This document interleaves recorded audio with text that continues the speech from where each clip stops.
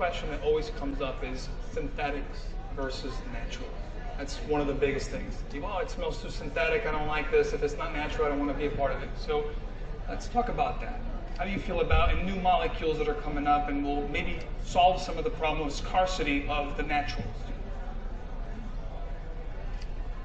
Have you guys ever smelled an all-natural fragrance?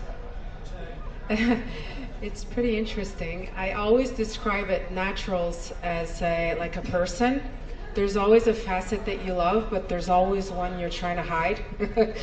And I feel like synthetics, without synthetics, we would not have like the whole symphony, the whole color, the whole nuances of life. So.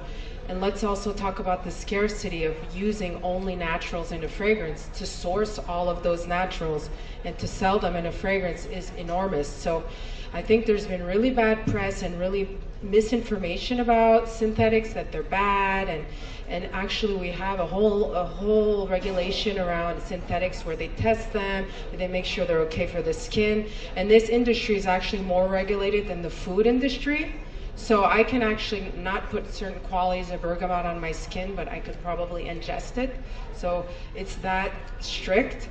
And some of the unique icons of the fragrance industry, like for example, you can't have the smell. There is a molecule that is called cologne or other things like that, and so it's smelling like kind of the sea, all this vibe that you have. So it's artificial, it's a synthetic, and without it, we can't express that, or not the same way. Same for the musk. I can challenge you to find aside the 100% natural fragrances, but find a fragrance without musks. Nowadays, you can't. So, and this is really important because people really love them, so we can't get rid of them. And also because you were talking about the sourcing. Well, if you do love nature, then we have to be careful and to protect it. If we're taking all of it, all that comes from nature, for our perfumes, it's going to be catastrophic. So that's why we need everything. And also back to what you were saying, Natasha, regarding the safety and the risks and everything and regulations. Well, same, actually, it's not because it's natural that it's good, all the drugs and everything, they come from nature.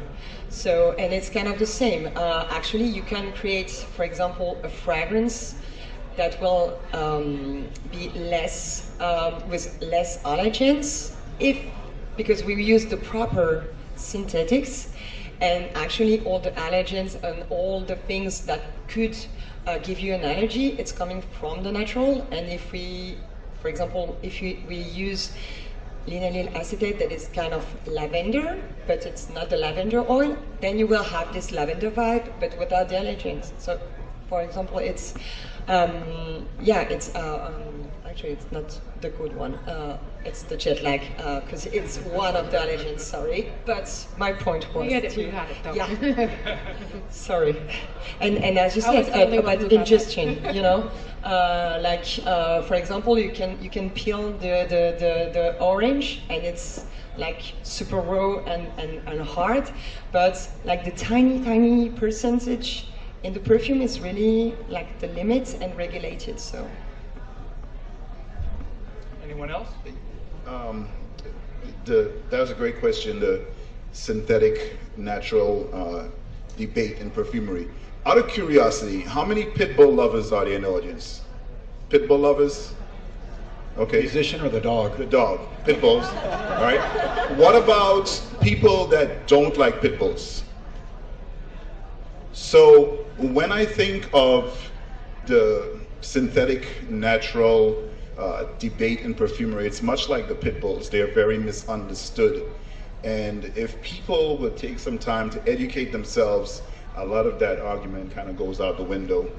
The notion that synthetics are safer, I hear that all the time when it's the opposite. And that, again, the responsibility that we have to the ocean, to tack onto what you said, not the ocean, the planet, is huge. And we can't cut down all the sandalwood trees and then complain about, you know, all the other bad things that happen. Real quickly, you meant to say natural. The misconception that naturals are safer, and that's the Correct. opposite. Yeah. Okay, There's a perception that natural ingredients are somehow safer than synthetics.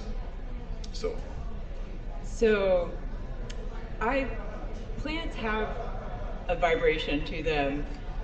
I have Native American lineage. There's a reason why they burn real sage, they burn real tobacco, they burn real cedar. Like, there's a vibration to plants. And when I come to niche, though, I expect to get that plant vibration in some way with like the oud or something, but I understand there's going to be synthetics there to widen the palette, make it like easier to mass produce. Like, synthetics do so many good things. But I think that, I feel like this conversation went very like we can replace the plants. We can't. We cannot replace the plants. You can't give them life. You can't give the synthetics something where they were alive, they were growing. You know, if you cover up a plant with a plastic bag, it dies. Like, if you stop giving it water, it dies. Like, synthetics don't have that level of like life. And